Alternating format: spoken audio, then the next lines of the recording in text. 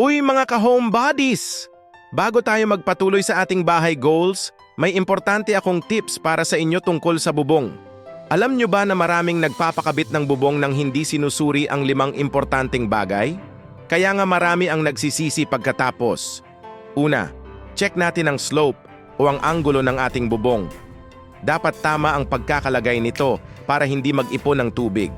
Pangalawa, siguruhin nating matibay ang trusses at purlins.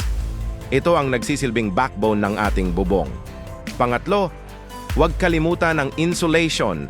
Napaka-importante nito para manatiling komportable ang temperatura sa loob ng bahay. Pang-apat, kailangan ng maayos na gutter system para hindi bumabaha sa paligid ng bahay. At panghuli, piliin ang dekalidad na roofing sheets. Mas mahal man ng kaunti pero mas matipid sa maintenance at pangmatagalan. Kung gusto nyo pang matuto tungkol sa smart home tips, i-follow nyo lang ako. Salamat sa pakikinig mga ka-homebodies.